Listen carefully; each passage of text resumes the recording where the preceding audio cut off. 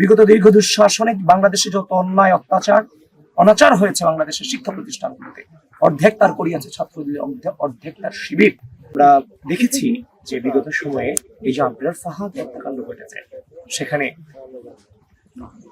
একজন গুপ্ত শিবিরও ছিলেন ছাত্রলীগের সাথে, যেমন ছাত্রলীগ যেমন ভাবে ছিল গুপ্ত শিবিরও ছিলেন তিনি ছাত্রলীগের হয়ে।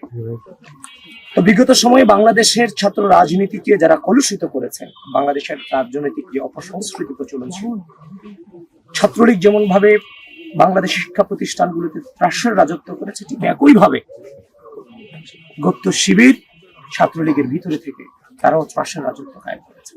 এই জন্য আমি সবসময় বলে থাকি, বিগত দীর্ঘ দুঃশাসনে বাংলাদেশে যত অন্যায় অত্যাচার অনাচার হয়েছে বাংলাদেশের শিক্ষা প্রতিষ্ঠানগুলোতে, অর্ধেক তার করিয়াছে ছাত্রদের, অর্ধেক তার শিবির। সুতরাং ছাত্রলীগকে যেমন ভাবে বিচারের মুখোমুখি করা হয়েছে, বিগত দীর্ঘ দুঃশাসনে বিশ্ববিদ্যালয়ের সহ অন্যান্য প্রতিষ্ঠানগুলোতে যারা সাধারণ শিক্ষার্থীদের উপর নির্যাতন করেছে, নিপীড়ন করেছে, যারা এখন জামায়াত শিবিরের শেল্টারে আছে, তাদেরকেও যেদিন বাংলাদেশে যথাযথভাবে গণতন্ত্র প্রতিষ্ঠিত হবে, তাদেরকেও সেই বিচারের আওতায় আনতে হবে। এবং এই আবরার ফাহাদ, ইলিয়াস আলী এবং শরীফ ওসমান হাদি ভাইরা যে স্বাধীনতা সার্বভৌমত্বের প্রতি লড়াই চালিয়ে গিয়ে আমাদের পথ দেখিয়ে দিয়েছে, আমরা সেটাকে ধারণ করি, সবার আগে বাংলাদেশ নীতিকে ধারণ করছি এবং সে সবার আগে বাংলাদেশ নীতিকে নিয়েই আমরা সামনে আমাদের অবিচল চলা, পথ চলা আমাদের অবিচল থাকবে।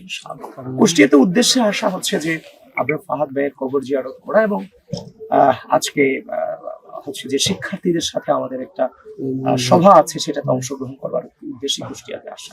5 আগস্ট পরবর্তী সময়ে যারা গুপ্ত শিবির হিসেবে যারা ছাত্রলীগের ছায়া তুলেছিল, তারাই 5 আগস্ট পরবর্তীতে রাজনীতির মাঠ উত্তপ্ত করেছে এবং রাজনৈতিক অপসংস্কৃতি চর্চা তারা শুরু করেছে। প্রতিটা বিশ্ববিদ্যালয়ে যে নির্বাচন হয়েছে, সেই নির্বাচনগুলো কোনোটাই প্রশ্নের ঊর্ধ্বে না, সবগুলো নিয়ে প্রশ্ন আছে। এগুলো নিয়ে ভবিষ্যতে আরো বিচার বিশ্লেষণ হবে, ভবিষ্যতের বিচার বিশ্লেষণে বলে দিবে এই নির্বাচনগুলো কতটা স্বচ্ছ ছিল এবং আমাদের যে আগামী জাতীয় নির্বাচনের 12 তারিখের পরে 13 তারিখে বাংলাদেশের মানুষ জানবে এটার প্রভাব কতটুকু এখানে পড়েছে, সেটার জন্য অপেক্ষা। সকল অন্যায় এবং সকল যত ধরনের অন্যায় এবং যত ধরনের অন্যায্য হয়েছে, সকল কিছুর পুঙ্খানুপুঙ্খ বিচার বিশ্লেষণের মধ্য দিয়ে জাতির সামনে সবকিছু উপস্থাপন করা হবে। আবরার ফাহাদ ভাইকে আল্লাহ জান্নাতের সর্বোচ্চ মাকাম দান করুন।